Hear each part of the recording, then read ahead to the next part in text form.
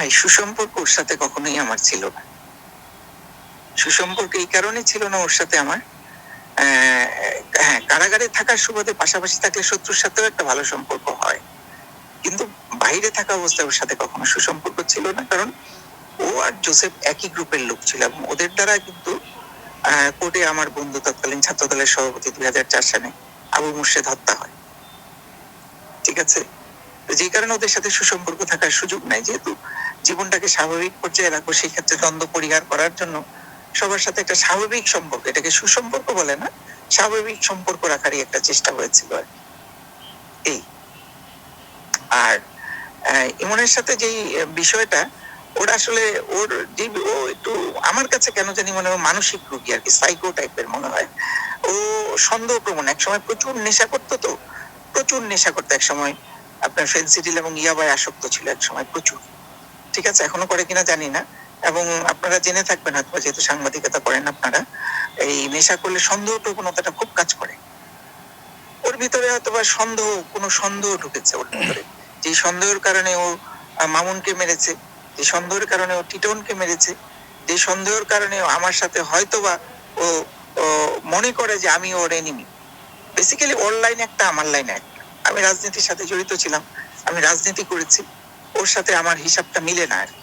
এখনো মোহাম্মদপুরে চাঁদাবাজি করার চেষ্টা করে বা করতেছে, সেটার ক্ষেত্রে আমি তার বাধা কিনা, সেটা হলো কি এখানে কোশ্চেন। যেহেতু আমি নিজে চাঁদাবাজি করি না, এখন আমি বাধা হলে সেটাও তার জন্য তো সমস্যা। ক্রাইম করছে ধরাছোঁয়ার বাইরে থেকে, ওকে কেউ কিছুই করতে পারতেছে না, প্রশাসন থেকে শুরু করে। তাহলে ওর দৌরত্ব তো বাড়বে। আর মানুষ তো ভাই নিজের জীবনটাকে সবার আগে ভালোবাসে, চিন্তা করে যে ভাই চাঁদা চাচ্ছে, চুপে চাপে দিয়ে দিই, ঝামেলার দরকার নেই। ও এই পরিমাণ হিংস্র হয়েছে যে চাঁদা না দিলেই সেই জায়গায় ও হামলা করছে।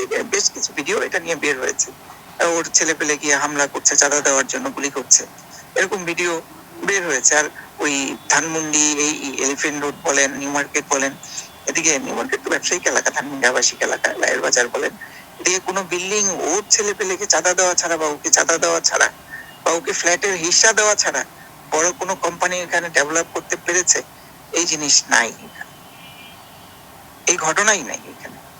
ওকে দিতেই হবে, সেটা যেইভাবেই হোক ও নিবেই।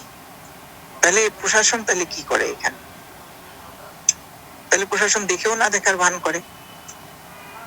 ওর চাঁদার উৎস কেন বন্ধ করা হচ্ছে না? ওর লোক ধরলেই তো হবে না, ওর চাঁদার উৎসটা বন্ধ করতে হবে, যেটা ওর ফুডিং, এটা বন্ধ করতে হবে। এই আয় বন্ধ হলে তো ও দুর্বল হবে, এর আগ পর্যন্ত ও দুর্বল হবে না।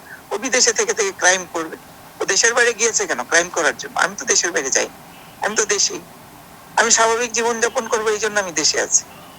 ও দেশের বাইরে গিয়েছে, ও ক্রাইম করবে, চাঁদাবাজি করতে হবে, মাদক ব্যবসা করতে হবে, ওর অনেক টাকা দরকার, এই জন্য দেশের বাইরে গিয়েছে।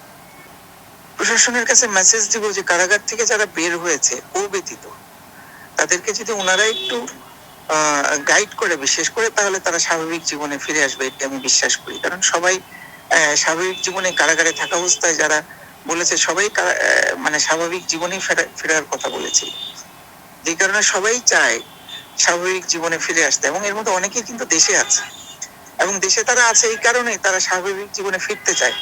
কেউ কেউ হয়তো বা দেশের বাইরেও আছে, তাদেরকে যদি প্রশাসন সুযোগ দেয় তারাও স্বাভাবিক জীবনে ফিরে আসবে। একমাত্র ওকে ছাড়া, ওকে সম্ভব